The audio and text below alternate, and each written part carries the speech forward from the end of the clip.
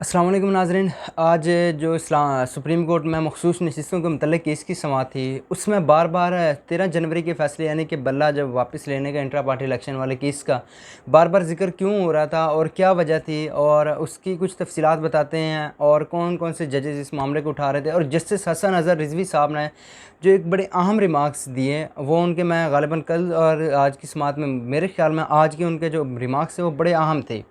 वो केस बड़े अहम थे। जस्टिस अतर मिनल्ला साहब के कुछ रिमार्क्स थे और कुछ उन्होंने कहा, और जस्टिस अतर मिनल्ला और चीफ़ जस्टिस काजी फ़ायज़ा साहब के दरमियान जो थे जुमलों का तबादला हुआ, वो कुछ बताते हैं। और इस्लामाबाद से जो पीटीआई के लिए एक बड़ी ख़बर आई है कि वो उनका जो सेक्रेटेरिएट है उसके मुतालिक जो इस्लामाबाद हाई कोर्ट के ऑर्डर हैं वो कुछ बताते हैं। ये सारी जो तफसीलात हैं और इस वीडियो में हम आपके साथ शेयर करते हैं, क्योंकि आज जो अहम चीज़ थी यही, और केस की समाअत अगली कब होगी वो कुछ आपके साथ शेयर करते हैं। नाज़रीन, सबसे पहले जो है मुझसे सी एक छोटी ख़बर है, वो पीटीआई के लिए बड़ी ख़बर है। वो शेयर करते हैं कि जो उनका सेक्रेटेरिएट सीडीए ने सील कर दिया था, आज जो इस्लामाबाद हाई कोर्ट की समन रिफ़त इम्तियाज़ साहिबान हैं वो डी सील करने का ऑर्डर जारी कर दिया और फिलफौर अमल दरामद का कह दिया। तो ये वहाँ से थी कुछ इस्लामाबाद हाई कोर्ट से सुप्रीम कोर्ट में जस्टिस जो आज अहम केस की समाअत थी मखसूस नशिस्तों के मुतालिक जो 4 पॉइंट अभी तक मैंने जो ऑब्ज़र्व किया है और जो मामला किस तरफ जाता दिखाई दे रहा है वो जो बताता हूँ, क्योंकि कल की और आज की कंप्लीट हियरिंग के बाद 4 चीज़ें अदालत के सामने अभी जो आई हैं वो 4 चीज़ें हम बताते हैं। नंबर 1 आई है कि या तो सीटें जो है हुकूमत को वापस मिल जाएंगी, पीडीएम जमातों को माल गनीमत जो है मखसूस नशिस्तें वो मिल जाएंगी।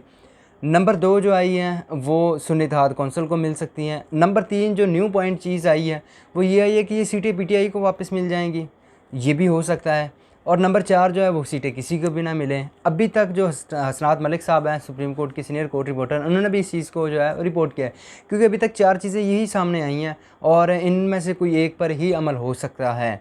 बाकी अभी जजेस का कहना, जजेस ने क्या फ़ैसला देना है वो तो अभी कबल वक्त है, वो जजेस ने ही डिसाइड करना है। लेकिन बज़ाहिर और जो ईसीपी का किरदार है इलेक्शन कमीशन ऑफ पाकिस्तान, इस पर क्यों सवालात आ रहे हैं और बार बार मामला क्यों इस तरफ जा रहा है वो भी कुछ हम आपके साथ शेयर करते हैं। सबसे पहले जो जिससे मामला 13 जनवरी का था, इंतखाबी निशान वाले केस का पीटीआई के बल्ला वापस लेने का मामला शुरू ही उस टाइम से हुआ है, क्योंकि जस्टिस मोहम्मद अली मज़हर साहब ने भी आज ये चीज़ बताई कि उस टाइम भी ये बात की गई थी कि अगर हमारा इंतखाबी निशान वापस ले लिया जाता है तो जो मखसूस नशिस्तों वाला मामला है तो वो हमें मखसूस नशिस्तें नहीं मिलेंगी। तो ये आज उन्होंने भी ये बात अदालत में कही। तो आज वही मामला सामने आया, क्योंकि काफ़ी सारे जजेस का जो माइंड है, जस्टिस जमाल मुंतखिल साहब हैं और जिस चीफ़ जस्टिस काजी फ़ायज़ा साहब ने भी कहा कि उन्होंने कहा कि हमने हमारे फ़ैसले को तो गलत लिया गया है, हमारे फ़ैसले को समझा ही नहीं गया, हमने सिर्फ इंतखाबी निशान वापस लिया था। तो पार्टी तो लिस्टेड थी, ये तो पीटीआई की तरफ से जीते हैं। इस तरह तो फिर आर्टिकल 63 ए भी लगता है, फ्लोर क्रॉसिंग वाला मामला है उसमें वो डी सीट हो जाता है। तो ये भी मामला एक नया कटा खुल गया है समझे अदालत में, जो है सॉरी टू से दैट। तो ये एक नया मामला आ गया अदालत में।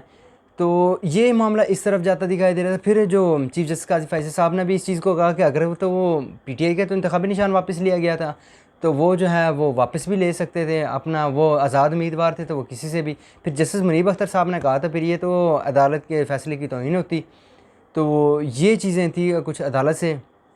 और जो 13 जनवरी का बार बार इस तरफ जा रहा था, क्योंकि मामला ही वहीं से शुरू हुआ था जब सुप्रीम कोर्ट ने ये मामला टेकअप लिख गया वापस लिया था। फिर एडवोकेट फैसल सिद्दीकी साहब ने भी बड़ी बात की कि माय लॉर्ड चीफ़ जस्टिस काजी फ़ायज़ा साहब से कि अगर आप वो जो उसमें थोड़ी एक्सप्लेनेटरी दे देते तो ये मामला यहाँ तक पहुँचता ही ना। तो ये चीज़ें हैं। और फिर मामला जो किरदार जो इलेक्शन कमीशन का, उस पर जो बार बार मामला बात आ रही थी, क्योंकि इलेक्शन कमीशन से जस्टिस मुनीब अख्तर साहब ने भी कहा कि एरर हुए हैं कि वो तो उनसे तो इंतखाबी निशान लिया गया था ना, पार्टी तो इनलिस्टेड थी, पार्टी तो वो लिस्ट में थी ना, तो पार्टी का तो कोई मामला नहीं था। और उनके इंडिपेंडेंट की बजाय अगर पीटीआई लिख दिया जाता तो ये मामला यहाँ तक पहुँचता ही ना, कि वो पीटीआई के उम्मीदवार तस्वर होते।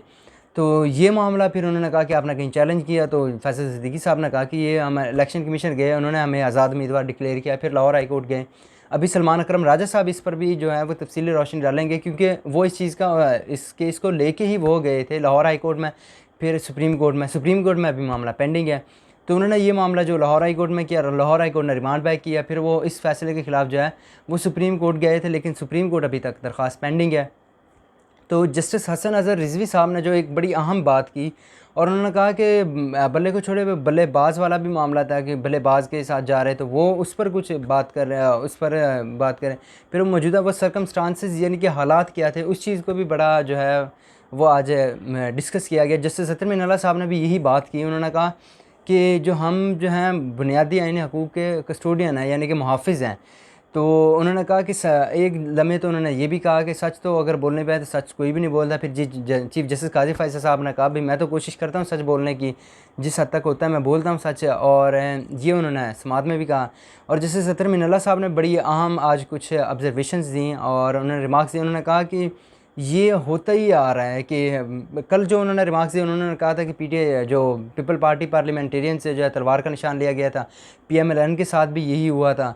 तो ये उन्होंने कहा ये मुसलसल होता आ रहा है, कभी कोई ना कोई इसका विक्टिम रहता है कोई ना कोई। और आज उन्होंने ये बात भी कही कि कोई ना कोई इसका जो शिकार रहता है।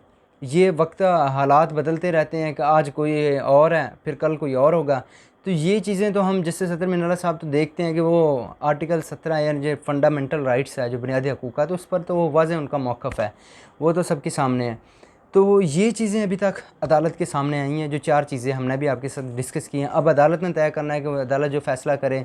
और चीफ जस्टिस काजी फैसल साहब भी देखते हैं कि एक इस मामले पर अदालत को इकट्ठा करते हैं। फिर एक लम्हे आया जस्टिस मंसूर अली शाह साहब ने, वो उन्होंने कहा कि हम पास्ट में अभी ना जाएं, अब जो हमारे पास मौजूदा जो केस आया हम उसको ही देखें ना। अब पास्ट में जो हुआ वो हो गया, छोड़ें उस चीज़ को। तो बज़ाहिर अब ये मामला किस तरफ जाएगा तो ये कहना क़ब्ल वक्त है। तो ये जजेस ने डिसाइड करना है कि वो किस तरह फ़ैसला करते हैं। एक और भी इंटरेस्टिंग चीज़ होने वाली है इसमें, जो 7 जून को जो जुडिशल कमीशन का इजलास है उसमें जजेस की तकर्री है। अगर 3 जजेस आ जाते हैं सुप्रीम कोर्ट में तो फिर यही होगा कि वो शायद हुकूमत दरख्वास्त भी दे सकती है कि जो अब जजेस पूरे हैं तो 18 के 18 जजेस पे जो फुल कोर्ट बनाया जाए। शायद जस्टिस मुसर्रत हिलाली साहिबा भी आ जाएँ, फिर 3 जजेस नए आएंगे और एक जस्टिस मुसर्रत हिलाली साहिबा होंगी। तो फिर ये 18 जजेस पर भी बेंच बन सकता है। तो वो अभी देखना है कि वो क्या उसके इसका आगे चल के ही पता लगेगा, क्योंकि अब केस की समाअत जो है 24 जून तक मुलतवी कर दी गई है। और मे भी उसी दिन फ़ैसला आ जाए, क्योंकि आज चीफ जस्टिस काजी फैसल साहब ने भी कहा कि उसी दिन हम कोशिश करेंगे कंक्लूड करेंगे, क्योंकि आज वकला से भी पूछा गया, उन्होंने अपना टाइम बताया कि हम इतना टाइम लेंगे। तो ये थी नाज़रीन आज की जो अपडेट्स जो हमने आपके साथ शेयर की सुप्रीम कोर्ट से भी। अगर हमारी वीडियो अच्छी लगी है तो फीडबैक ज़रूर दीजिएगा, हमें इजाज़त दीजिएगा। अल्लाह हाफ़िज़।